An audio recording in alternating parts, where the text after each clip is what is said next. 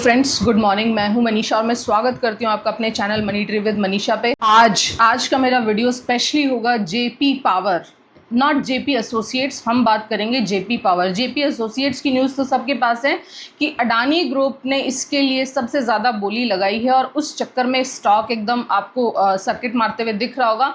लेकिन आज मैं बात करना चाहूँगी जेपी पावर के स्टॉक पे, जहां स्टॉक आपको एक मंथ में, जो पिछले महीने स्टॉक का प्राइस था लगभग ऑल टाइम लो, इस स्टॉक ने 13 रुपए को टच किया था और 13 रुपए को टच करने के बाद ऑलमोस्ट इसने 28 रुपए का 29 रुपए का हाई अभी रिसेंटली स्टॉक ने 2-3 दिन पहले मारा था और उसके बाद स्टॉक में है एक तगड़ी गिरावट, एक बहुत अपने ऑल टाइम हाई से लगभग स्टॉक 30% के आसपास टूट चुका है।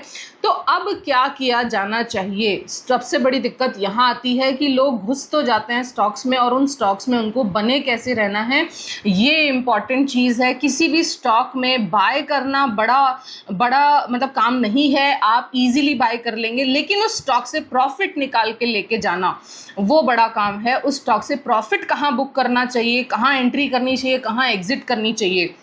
अगर आपके टेक्निकल और फंडामेंटल नॉलेज कमज़ोर है तो डेफिनेटली आप इस तरह के स्टॉक से प्रॉफिट बुक नहीं कर पाएंगे। तो चलते हैं, आज बात इसी की करेंगे। सबसे पहले हम इसके फंडामेंटल एनालिसिस करेंगे जेपी पावर का, कि मेरे फंडामेंटल पैरामीटर के अकॉर्डिंग जेपी पावर कहाँ स्टैंड करता है, और उसके बाद इसका हम करेंगे टेक्निकल एनालिसिस। तो वन बाय वन डिस्कस करते हैं।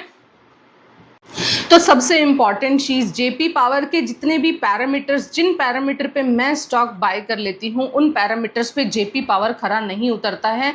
मेरे ऑलमोस्ट 10 के पास बहुत एकदम हॉट, जो मैंने पूरे ऑलमोस्ट, वैसे तो 50 के आसपास पैरामीटर हैं, लेकिन मेरे अपने स्टॉक चूज़ करने के लगभग 10 से 12 पैरामीटर्स हैं जो प्रोमिनेंट पैरामीटर हैं। उन प्रोमिनेंट पैरामीटर्स पे जेपी पावर खरा नहीं उतरता है। तो इसके चलते फंडामेंटल के इस ग्राउंड पे तो ये मेरा स्टॉक फेल हो जाता है। उसके बाद में हम इसकी बात करेंगे इसके पीयर ग्रुप कंपैरिजन में। जेपी पावर जिस सेक्टर में काम करता है उसी सेक्टर में और भी बहुत सारी कंपनीज काम करती हैं।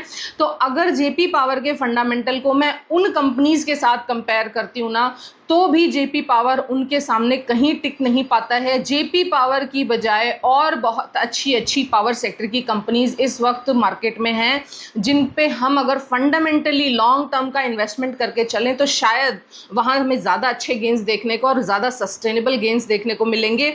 ये मेरे फंडामेंटल एनालिसिस के बारे में मैं आपको बता रही हूँ। उसके बाद हम चलेंगे प्रॉफिट एंड लॉस स्टेटमेंट पे, और मेरे प्रॉफिट एंड लॉस स्टेटमेंट का क्राइटेरिया है उस पर भी जेपी पावर मीट नहीं करता है।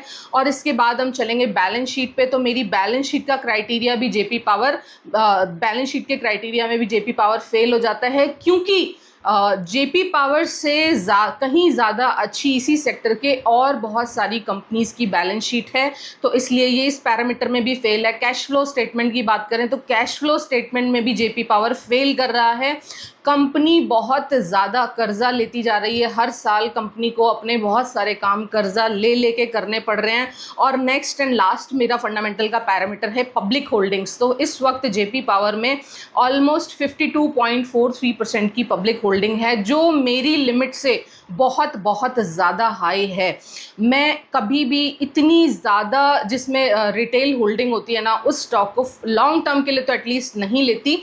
हाँ, आगे क्या किया जा सकता है उसके लिए हमें करना पड़ेगा जेपी पावर का टेक्निकल एनालिसिस। जब भी मुझे किसी स्टॉक में 50% रिटेल होल्डिंग दिखाई देती है तो एक चीज़ पक्की है, मैं उस स्टॉक को कभी भी आप ये मान के चलना कि फंडामेंटली ग्राउंड पे तो स्टॉक को लॉन्ग टर्म के लिए नहीं लूँगी, ना ही वो स्टॉक कोई मल्टी बैगर रिटर्न देगा। हमेशा ध्यान रखना, कभी भी रिटेल होल्डिंग वाला, रिटेल में जहाँ इतना लोग लेके बैठे हैं ना, वो स्टॉक आपको कभी भी मल्टी बैगर रिटर्न्स नहीं देगा। मल्टी बैगर रिटर्न देने वाली कंपनीज में रिटेल होगा ही नहीं, रिटेल मिलेगा ही नहीं आपको, या बहुत ही कम मिलेगा। आप हमेशा ध्यान रखना, ये इस तरह की कंपनीज होती हैं जो केवल पॉपुलर स्टॉक हैं, जो कहते हैं ना कि किसी मौसम में ये चलते हैं और उसके बाद 2-3 साल के लिए सो जाते हैं। ये इस तरह के स्टॉक होते हैं जहाँ पे रिटेल होल्डिंग आपको इतनी ज़्यादा मिलेगी। तो मेरे अगर फंडामेंटल ग्राउंड की बात करूँ तो जेपी पावर मेरी तरफ से एक फेल स्टॉक है। मतलब अगर ओनली फंडामेंटल ग्राउंड्स की बात करूँ तो जेपी पावर में कभी भी किसी को भी लॉन्ग टर्म इन्वेस्टमेंट तो नहीं करना चाहिए। Long term investor JP power में ट्रैप हो सकते हैं हाई के प्राइस पे, और पॉसिबली उनको 2 3 4 5 साल में भी उनको अच्छे रिटर्न ना मिले। अब चलते हैं जेपी पावर के टेक्निकल एनालिसिस के पैरामीटर पे, और उसके लिए सबसे पहले मैं अपने चार्ट्स खोल लेती हूं। तो अपने चार्ट्स खोलने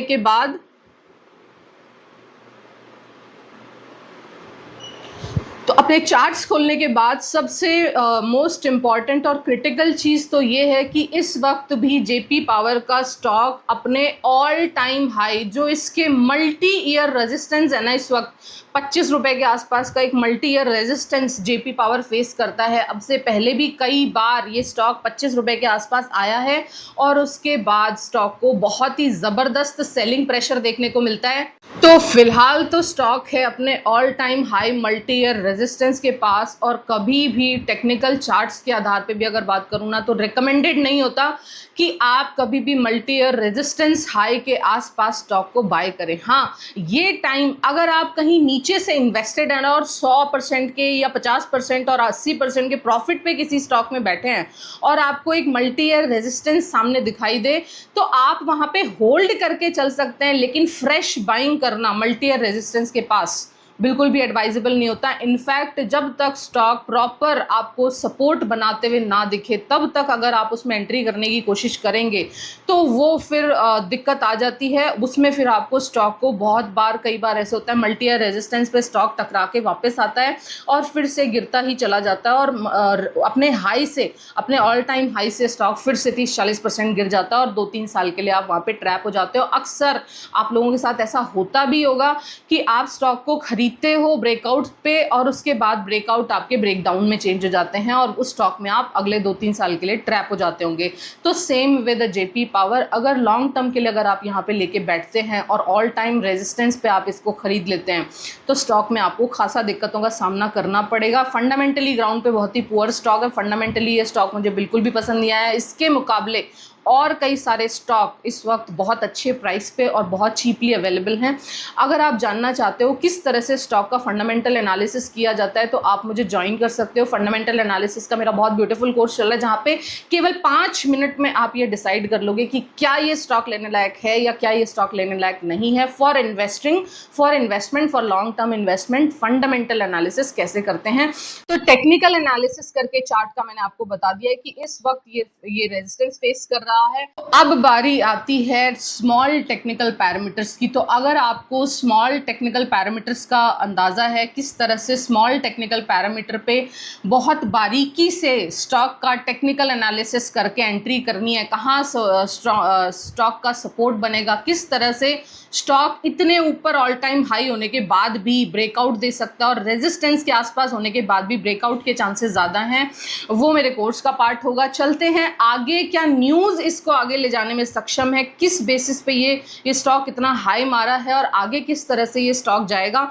तो ये स्टॉक अब केवल और केवल टेक्निकल एनालिसिस के भरोसे जाएगा। ये स्टॉक जिसको भी टेक्निकल चार्ट्स रीड करने आते हैं और जो टेक्निकल में जिसकी मास्टरी है ना, वो शायद इस स्टॉक को प्ले करके ले जाएगा, यहाँ से कुछ प्रॉफिट बना के ले जाएगा। नहीं तो मुझे लगता है कि जो इन हाई प्राइसेस पे बिना टेक्निकल एनालिसिस के, बिना टेक्निकल चार्टिंग की रीडिंग के वो अगर ऊपर इस स्टॉक में घुसते हैं, तो डेफिनेटली उनको फिर वहाँ पे एक ट्रैप का सामना करना पड़ सकता है। तो अब तक की जो टेक्निकल और फंडामेंटल हुए, उससे ये तो क्लियर है कि इन लेवल्स पे टेक्निकली एंट्री तो बहुत ज़्यादा रिस्की बन रही है और फंडामेंटली स्टॉक स्ट्रांग है नहीं। एक वीक स्टॉक की कैटेगरी में मैं जेपी पावर को रख सकती हूँ, लेकिन आगे जिस तरह की जर्नी होगी स्टॉक की, वो पूरी तरह से केवल टेक्निकल चार्ट्स पे निर्भर करेगी। टेक्निकल चार्ट की रीडिंग अगर आपको बहुत अच्छे से और बहुत बारीकी से करनी आती है, केवल तभी आप ये स्टॉक को खेल पाएंगे। चलते हैं इस न्यूज़ पे कि इस न्यूज़ में कितना दम है और ये न्यूज़ इस स्टॉक को कहाँ तक लेके जा सकती है। क्या इस न्यूज़ के चलते ये स्टॉक संभल पाएगा या क्या उस न्यूज़ का इम्पैक्ट पड़ा जिसकी वजह से स्टॉक ने एक महीने में ऑलमोस्ट 100% का रिटर्न दे दिया है। तो न्यूज़ थी अपनी कि Adani group is leading the race to acquire JP associates. JP associates को अडानी पावर खरीदने की रेस में लीड कर रहे हैं। जेपी पावर को अडानी ग्रुप नहीं खरीद रहा है। सबसे पहले तो आपको इस बारे में क्लियर होना है। और दूसरी एक और इम्पॉर्टेंट चीज़ है कि the stock given stellar returns recently rising. अपने अगर 5 साल के चार्ट को जेपी पावर को आप देखेंगे तो 5 साल के चार्ट से जेपी पावर ऑलरेडी 1000% का रिटर्न दे चुका है। 2-3-4 रुपये से चला हुआ ये स्टॉक है और फिलहाल 22-23 रुपये पे ऑलरेडी ये ट्रेड कर रहा है। तो अपने पुराने ईयर्स में इतने ज़्यादा ऑलरेडी रिटर्न देने के बाद में फंडामेंटली तो स्टॉक में कुछ खासा दम बचता नहीं है। स्टॉक चला जाता है ऑपरेटर्स के हाथ में। ऑपरेटर्स फुली घुसे हुए हैं इसमें बुरी तरह से। बहुत सारे ऑपरेटर्स इस वक्त जेपी पावर में सक्रिय हैं। कभी भी एक स्टॉक अगर एक महीने में आपको 100% का रिटर्न देता है ना, दैट मीन्स वहाँ पे वो रिटेलर के बस की बात नहीं है, वो म्यूचुअल फंड के बस की बात नहीं है, वो केवल और केवल ऑपरेटर के बस की बात है। वो केवल ऑपरेटर ही इसको इतना जल्दी, इतना कम टाइम में इतना गेन पे ले जा सकता है। अब बारी आती है, क्या ऑपरेटर इसको ऊपर लेके जाएगा या नीचे लेके जाएगा, तो ये तो आने वाला टाइम ही बताएगा। लेकिन ऑपरेटर कब क्या कैसे किया करते हैं, क्या वो सेलिंग ऑर्डर्स उन्होंने प्लेस किए हुए हैं, क्या वो स्टॉक को और ऊपर खींच के लेके जाएंगे, इसके लिए आपको बहुत ही टेक्निकली वेल वर्स्ड होना चाहिए। टेक्निकल चार्ट्स ही बता पाते हैं कि अब इसको ऑपरेटर बेचेगा या अब इसको ऑपरेटर खरीदेगा। तो बिना टेक्निकल चार्ट्स के आप जेपी पावर जैसे स्टॉक को अब आगे किसी भी तरह से इसमें डील नहीं कर सकते। अगर आपको टेक्निकल चार्ट्स का नॉलेज है केवल तभी आप, और वो भी इनफैक्ट मैं कहूँगी केवल बहुत ही माइनर अगर आपको नॉलेज है ना, बहुत अच्छे से आपको टेक्निकल चार्ट रीड करना आता है, आप केवल तभी इस स्टॉक को प्ले कर पाएंगे। क्योंकि जब भी ऑपरेटर घुस जाता है ना, उसके बाद वो स्टॉक बहुत ही ज़्यादा अनप्रेडिक्टेबल हो जाता है। बहुत ही ज़्यादा, ना तो आप फंडामेंटली उस स्टॉक को हाथ लगा पाते हो, ना आप उसमें लॉन्ग टर्म बैठ सकते हो। यहाँ पे केवल बनती है ट्रेडिंग की अपॉर्चुनिटी, और ट्रेडिंग में परफेक्ट अगर आप हैं केवल तभी जेपी पावर को हाथ लगाएं। अन्यथा आपके लिए जेपी पावर जैसा एक स्टॉक सिरदर्दी बन जाएगा। स्टॉक डेली आपको 10% का अपर सर्किट और उससे अगले दिन आपको 15% का लोअर सर्किट इस तरह से दिखाते हुए आगे बढ़ेगा।